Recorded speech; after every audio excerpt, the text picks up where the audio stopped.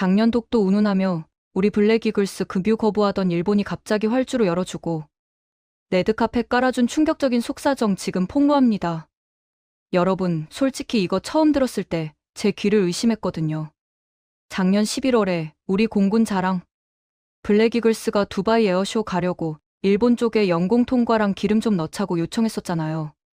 근데 그때 일본 정부가 뭐라고 했는지 아직도 기억나시죠? 독도 훈련이 어쩌고 저쩌고 핑계대면서 우리 조종사들 코앞에서 문 쾅 닫아버린 거예요. 진짜 어이없었죠. 그래서 우리 정예 조종사들이 울며 겨자 먹기로 참가를 포기해야 했던 그 씁쓸한 기억 다들 있으실 겁니다. 그런데 말입니다. 불과 몇 주 전에 완전히 상상도 못할 일이 벌어졌어요. 그 잘난 일본이 오키나와에 있는 나아 공군기지 활주로를 활짝 개방하고는 자기네 특수비행팀 블루 임펄스까지 총출동시켜서 우리 블랙이글스를 마치 국빈급으로 영접한 겁니다. 1년도 채 안 되는 짧은 시간 동안 일본의 태도가 이렇게 극적으로 바뀐 이유가 뭘까요? 혹시 외교 채널을 통한 협상 덕분일까요? 아니면 정치적인 압박이 효과를 본 걸까요? 천만의 말씀입니다. 진실은 훨씬 더 처절하고 현실적이에요. 지금 일본 항공자위대가 처한 상황이 얼마나 심각한지, 그리고 그들이 한국의 압도적인 군수 체계와 정비, 역량에 얼마나 절실하게 의존해야만 하는지를 알고 나면 여러분도 무릎을 탁 치실 거예요. 이건 단순한 친선 방문이 아니라 생존을 위한 필사적인 구걸이었던 셈이거든요. 일본 항공자위대의 현 주소를 냉정하게 들여다보면 정말 암담한 수준입니다. 겉으로는 주력 전투기 F-15J가 200대나 배치되어 있다고 자랑하지만 실제로 제대로 작동하는 기체가 몇 대나 될까요? 놀랍게도 그중 절반이 넘는 100여 대가 낡고 녹슬어서 최신 레이더나 장거리 미사일을 탑재할 수 있는 전자 체계 업그레이드 자체가 아예 기술적으로 불가능한 구형 모델들이에요. 80년대의 기술에 정체되어 있으니까 중국이나 러시아의 최신의 전투기들이 자기네 영공을 마음대로 침범해도 그냥 눈 뜨고 지켜볼 수밖에 없는 비참한 처지인 거죠. 더 심각한 건 자금 문제입니다.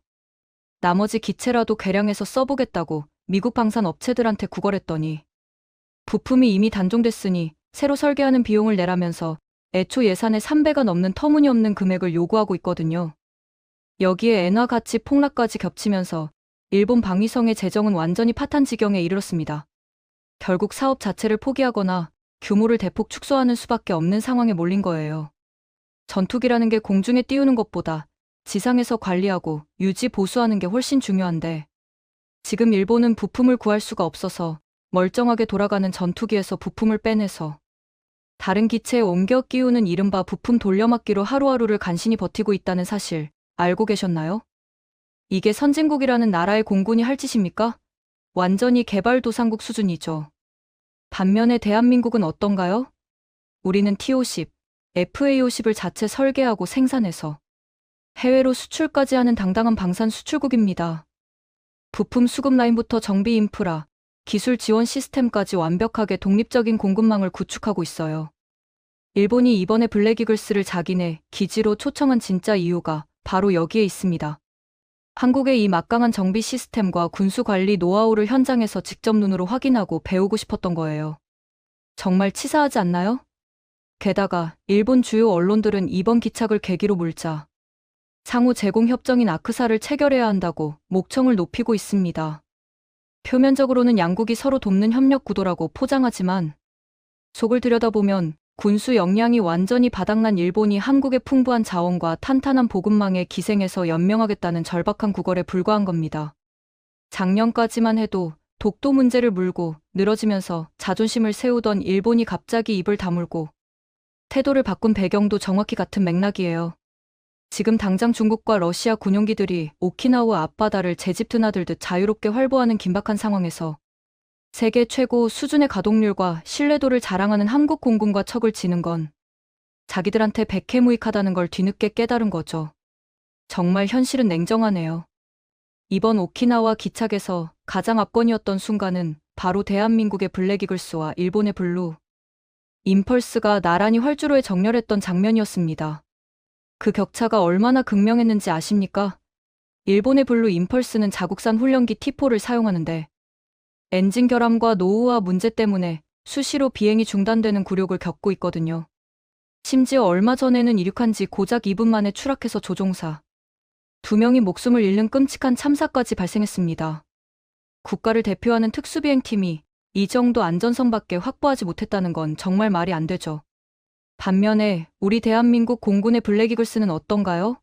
순수 우리 기술로 개발한 T-50B를 타고 전 세계 하늘을 종횡무진하며 K방산의 위상을 드높이고 있습니다. 현장에서 외국인 관람객들이 저기 블랙이글스가 온다, 도저히 믿을 수 없는 기동이다 라고 함성을 지르며 우리 비행단의 정밀한 편대, 비행의 넋을 잃고 바라보는 모습이 계속 포착됐어요. 항공 전문가들도 한국의 비행 기술과 기체의 안정성에 대해 이것은 단순한 고개의 비행이 아니라 예술과 과학 기술의 완벽한 융합이라며 극찬을 쏟아냈죠. 소름 돋지 않나요? 이번 사우디아라비아 방문도 단순히 쇼를 보여주러 가는 게 아니라 수조 원대 수출 계약을 확정짓기 위한 전략적 행보입니다. 사우디 정부는 현재 노후한 훈련기를 교체할 최상의 옵션으로 우리 T-50과 FA-50을 적극적으로 검토하고 있거든요. 일본의 비열한 방해 공작에도 굴하지 않고 오직 실력으로 증명해낸 우리의 기술력이 이제 막대한 경제적 성과로 되돌아올 준비를 완료했습니다. 사막에 자결하는 태양빛을 뚫고 울려 퍼지는 블랙이글스의 엔진음은 전 세계를 향해 대한민국 국방력의 위용을 당당히 선포하는 함성과도 같아요. 일본이 부러워 죽을 지경이고 전 세계가 감탄하는 우리 공군의 위상, 정말 자랑스럽지 않습니까? 이제 우리는 일본의 얄팍한 계산과 치졸한 수작을 가뿐히 뛰어넘어 훨씬 더 높은 곳으로 비상하고 있습니다. 근데 여기서 끝이 아니에요. 일본이 우리한테 굽실거리게 된 더 심층적인 이유들이 있거든요. 첫 번째로 일본 방위 산업의 구조적 한계를 짚고 넘어가야 합니다. 일본은 2차 세계대전 패전 이후 미국에 의해 방산 기술 개발에 엄청난 제약을 받아왔잖아요.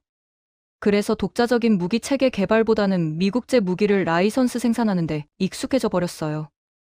문제는 라이선스 생산이라는 게 기술 이전이 제한적이고 부품 공급도 전적으로 미국에 의존할 수밖에 없다는 치명적인 약점을 가지고 있다는 거예요. 미국 방산 업체들은 당연히 자기들 이익을 최우선으로 생각하니까 일본이 필요로 하는 부품 가격을 터무니없이 올려받고 심지어 단종된 부품에 대해서는 재생산 비용을 몇 배로 청구하면서 폭리를 취하고 있습니다. 일본 입장에서는 선택권이 없으니 그냥 당할 수밖에 없는 거죠. 이게 얼마나 비참한 상황인지 아십니까? 반면에 한국은 어떤가요? 우리는 KF-21 같은 차세대 전투기를 독자 개발하고 있고 FA-50 같은 경공격기를 해외에 수출까지 하면서 방산 기술의 완전한 자립을 이뤄냈어요.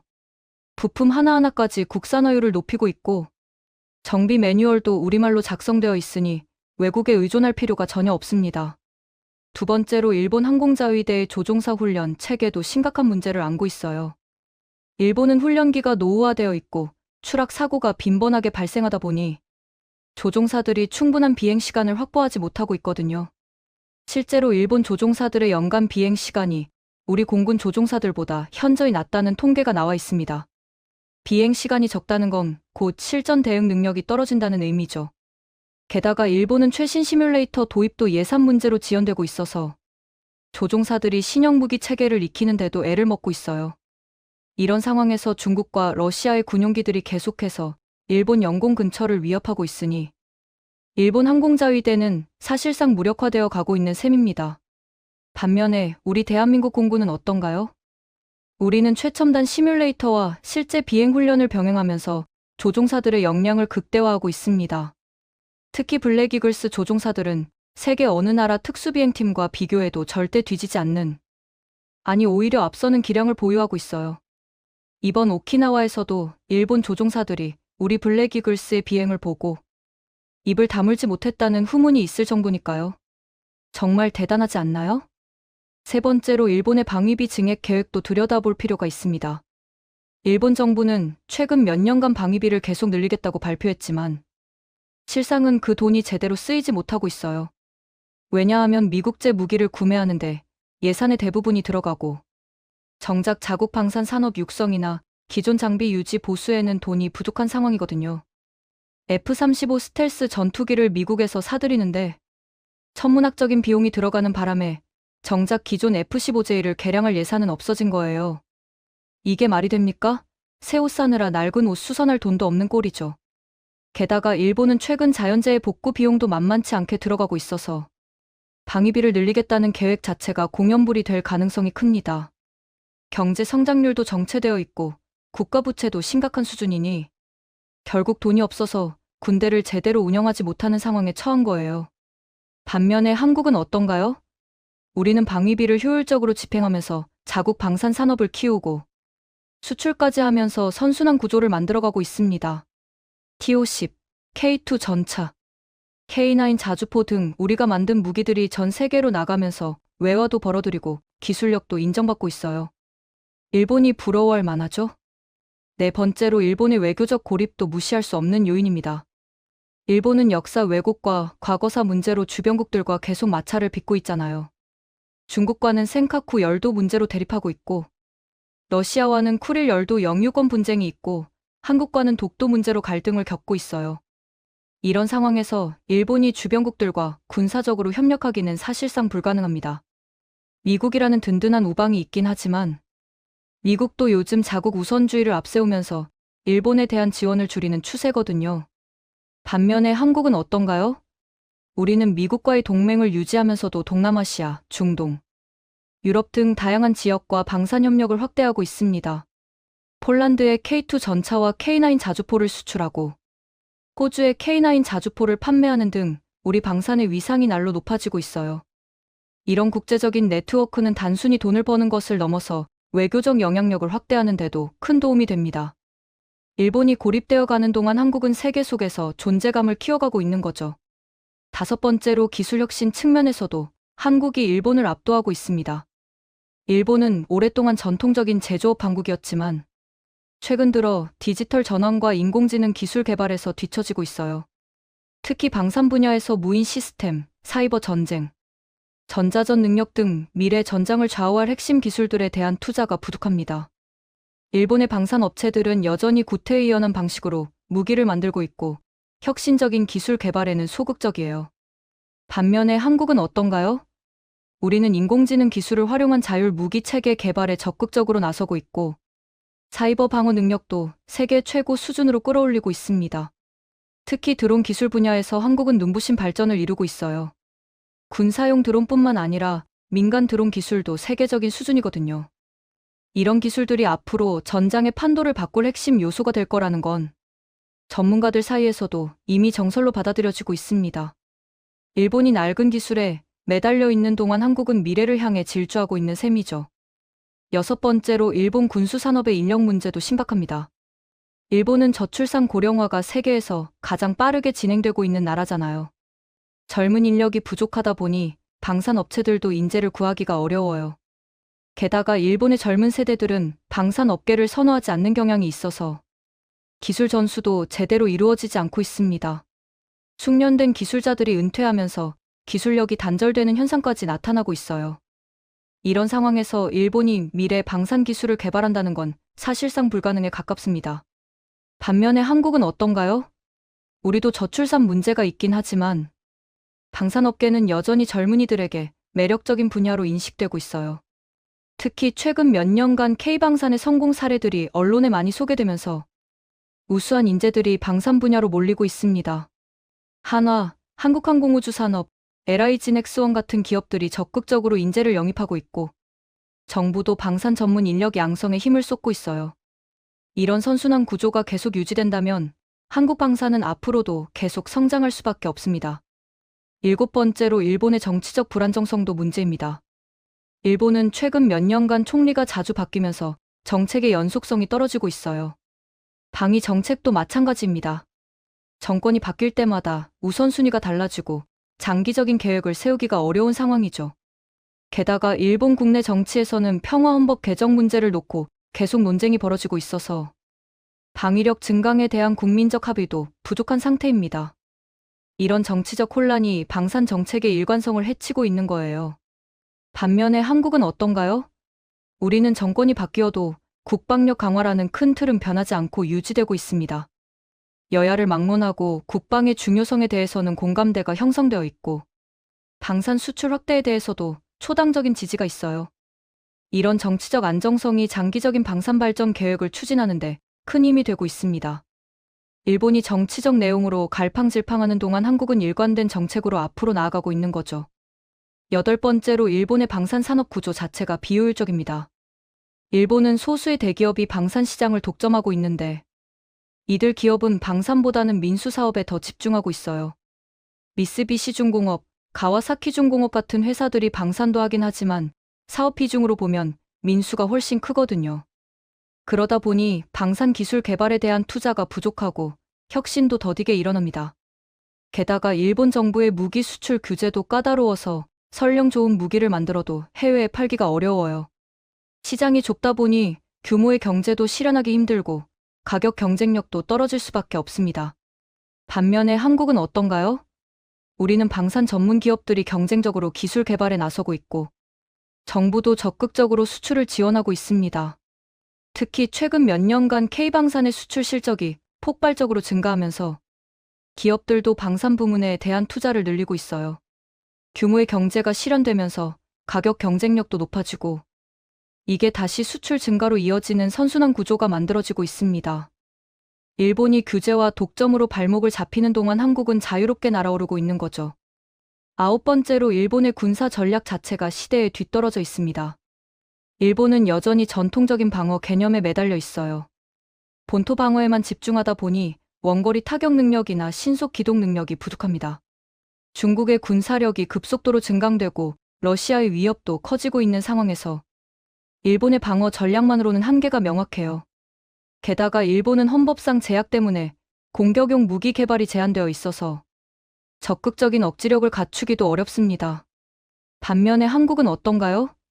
우리는 북한의 위협에 대응하면서 공격과 방어를 아우르는 균형 잡힌 군사력을 구축해왔습니다.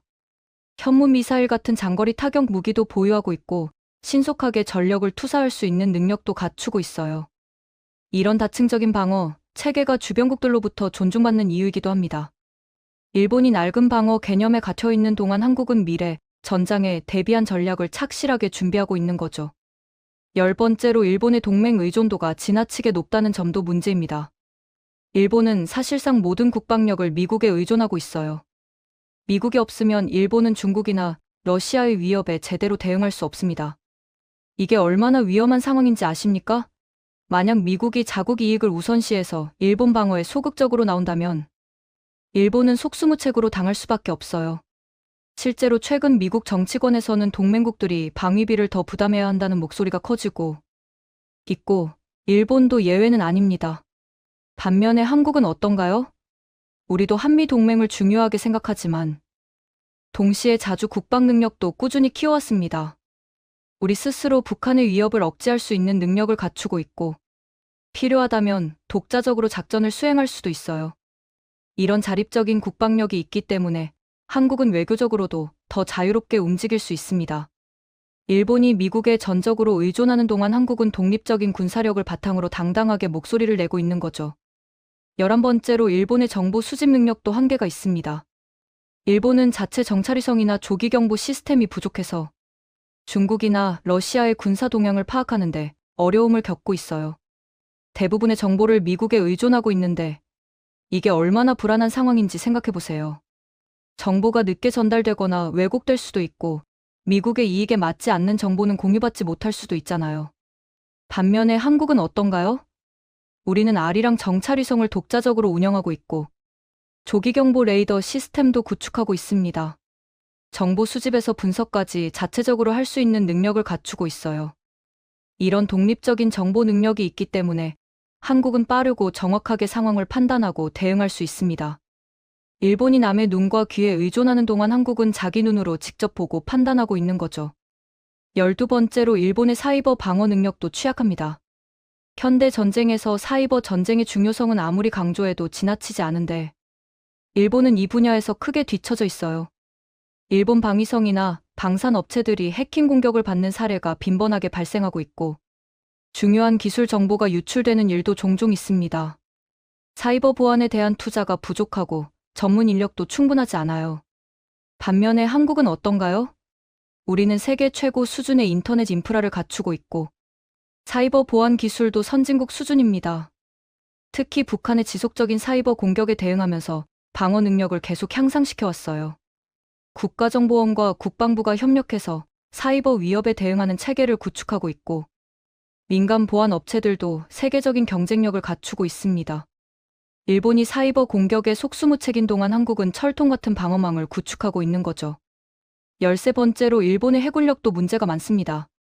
일본은 이지삼을 다수 보유하고 있다고 자랑하지만 실제로는 유지 보수 비용이 너무 많이 들어가서 운용에 어려움을 겪고 있어요. 게다가 잠수함 전력도 노후화되고 있는데 새로운 잠수함을 건조할 예산이 부족한 상황입니다. 중국 해군이 급속도로 팽창하고 있는데 일본 해상자위대는 이에 제대로 대응하지 못하고 있어요. 반면에 한국은 어떤가요? 우리는 세종대왕급 이지스함을 독자적으로 건조했고 계속해서 추가 건조를 진행하고 있습니다. 잠수함도 장보고급에서 시작해서 손원 1급까지 발전시켜왔고 앞으로는 핵추진 잠수함 개발도 검토하고 있어요. 조선 기술이 세계 최고 수준인 한국이니까 가능한 일이죠. 일본이 예산 부족으로 허덕이는 동안 한국은 해군력을 계속 증강하고 있는 겁니다. 재밌게 보셨다면 구독과 좋아요, 알림 설정 부탁드립니다.